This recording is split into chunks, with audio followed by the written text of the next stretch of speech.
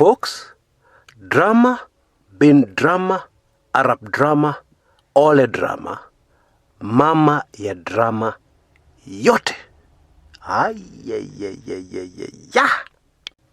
Now, earlier today, the DCI boss, George Kinotis, called a press conference that broke many records. The issue, of course, was the late Sergeant Kipyegon Kenei. If my memory serves me right, it was the longest press conference by the DCI in the history of Kenya. Number two, again if my memory serves me right, it was the most detailed, elaborate sharing by investigators in this country of an investigation, let alone an ongoing investigation, complete with CCTV footage. Now, in the shock and excitement of the revelations, let us not forget to ask some very important key questions before we even proceed further.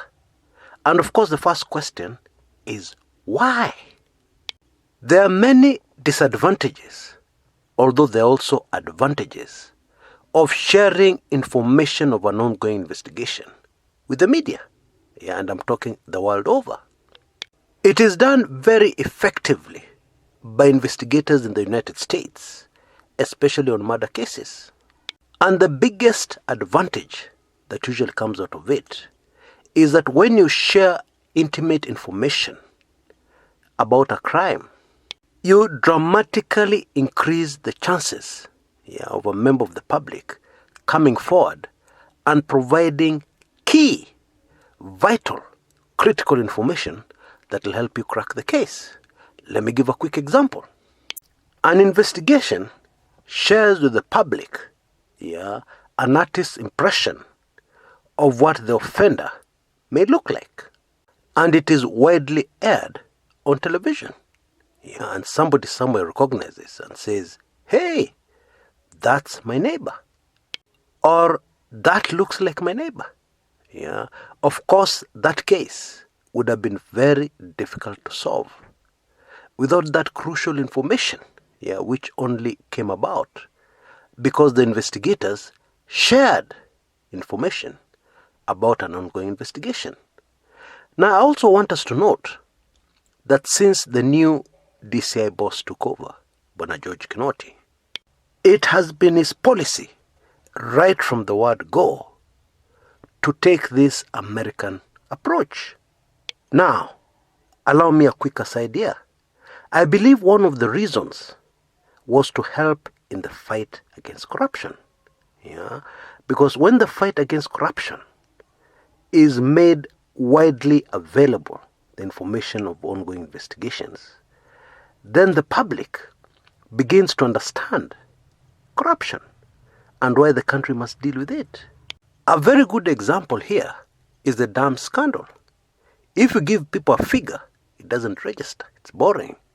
But when you tell people that some of the methods used by the perpetrators to siphon off public funds was to buy supplies for a hotel, towels, catering equipment, etc., etc., that draws more interest from the public on the case and helps the public to see how sophisticated corruption has become in our country.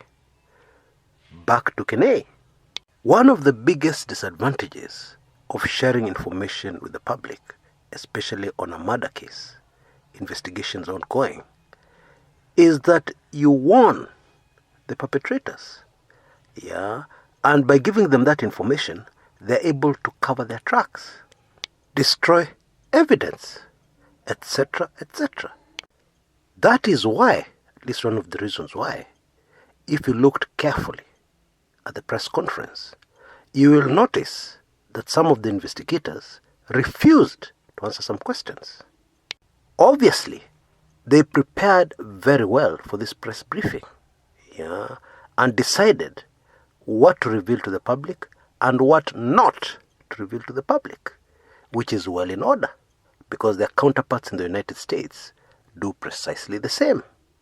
And something else the DCI does that their counterparts in the US do is that they're selective. They choose which cases to share and which cases not to share. Timing also comes in. They choose when exactly to share that information. Which brings us back to the question we started with. Why did they decide to share this information now? Timing. Why now? As opposed to what has been happening before. Like a good example is Okoth Obado, Migori governor case, where they started sharing information right from the beginning of the investigations. In this case, they have opted to share the information with us, in their own words, at the end of the first stage of the investigations. We were told very clearly that going forward, they are now moving to the second stage of the investigations. And why this particular case, where a suspect has not even been identified? Folks, the answers to those questions are the really big story here.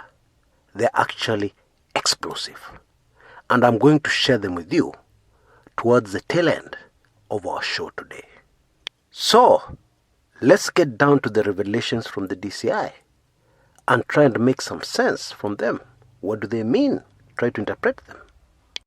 The first thing that came out, and indeed it came out very clearly, is the fact that there was lack of cooperation from the office of the Deputy President in this murder investigation.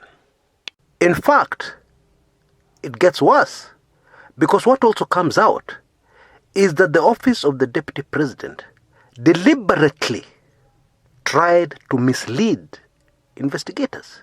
In a minute I'll explain exactly what I mean. But this is very serious. What it tells us is that the office of the Deputy President is not interested in the real killers of Kenei being brought to book. And we know words are cheap, but actions speak louder than words. What also clearly came out, and this is very major, is that indeed the office of the Deputy President may be actively involved in trying to cover up what happened in the offices. And that includes the first case where former CS Sports Echesa was arrested, the meeting he had with so-called foreign investors. The office of the DP did not want the details of that to come out, as the DCI showed us clearly. And then the murder of Kenei, the office of the Deputy President also behaved very strangely. Bottom line, that office knows much more about this whole saga than they want to tell. For starters, we were told, the day after the arrest of CS Echesa, former CS Echesa, 14th of February, when DCI investigators went to the Deputy President's office and tried to get CCTV footage of the previous day, they were denied. They were told, giving them access to the server room so that they're able to extract what they want, would crash the whole system, would interfere with the entire system. In other words, it would interfere with the security of the Deputy President of the Republic of Kenya. And so what they were given was a brief edited version taken from several cameras, but edited. Now here's the super fascinating part of all this. The next day, they came back and insisted that they must have the footage. And of course their staff were allowed into the server room, and they actually established that they're able to extract what they want without interfering with the system, which is what they did. And now this is really the interesting part. When they extracted their own version and edited, they discovered what it was the Deputy President's office was trying to hide from investigators. They discovered what was edited out. And it is this. Wait for this one. The Deputy President's office did not want investigators to discover the role of Sergeant Kipyegon Kenei in ushering in and ushering out the Chesa group. And there's something else they didn't want investigators to see, especially the clip which shows the late Kenei talking on the phone with somebody. He was obviously taking instructions from somebody. And then he hands over the phone to the general, the so-called General Juma, who also speaks on the same phone to the same person. I don't know if you realize what that tells us. And you may want to sit down for this one. What it means is that the person who was giving the late Sergeant Kenei instructions, his superior, who must have been in the office of the Deputy President, was also giving direction, if not instructions, to the fake General Juma. In other words, it establishes a clear link between the so-called General Juma and somebody very senior, a high-ranking official in the office of the Deputy President. Now, this evening, a few moments ago, the Deputy President issued a statement where he distanced himself from former CS, a chaser, and called him a crook. And the Deputy President said that the crook called a chaser broke into his office for the so-called meeting. A chaser illegally accessed his office. That's what that statement said. However, this evidence produced by the office of the DCI clearly rubbishes that allegation. Bottom line, the alleged fraudsters were operating with the instructions and the knowledge of a high-ranking official, the same official who was giving Kenei instructions in the office of the Deputy President. And it would seem that this neatly explains the motive behind the killing of Sergeant Kenei. He was the only witness who would have been able to tell us the identity of the person on the other side of the phone, and as a result link the fraudsters directly to somebody in the office of the Deputy President. And that high-ranking official could not allow this to happen. So Kenei out of the way, because dead men don't speak. Kenei out of the way, they distance themselves from the fraudsters. End of story. And the way the story was supposed to go down was that Kenei was involved with these fraudsters. And this thing was so serious that Kenei decided to commit suicide rather than spill the beans to investigators and by extension the public. Very neat. And it would have worked. And it would have worked perfectly, except for one problem. They messed up the suicide, or the staged suicide, by investigators proving that the late Kenei did not in fact take his own life, but that he was murdered. That proves conclusively that he was silenced because of the information he would have given to investigators. And that opens the case again for investigators to ask and to probe until they find out the identity of this person Kenei was speaking with. Indeed, that also explains very neatly why Kenei's phone data was deleted. We have now also been told that in fact Kenei's phone was found at factory settings, blank completely, like a brand new phone. And the SIM card was missing. And to date, that SIM card has not been found. What all this tells us is that that critical information in Kenei's phone that would have proved in a court of law, that would have told us who he was taking instructions from. At the time he spoke and then handed the same phone to General Juma, one of the alleged fraudsters, to also receive instructions from the same person, the identity of that person, and hiding that identity of that person by all means possible was the chief motive of getting rid of Kenei. Oh boy. Now, it is emerging from what George Kinotis told us that there is way too much overwhelming evidence to prove that it was not suicide. In fact, one of the investigators today, while talking to the press, sounded very irritated when he said a section of the media has been trying to tell us that it may have been suicide.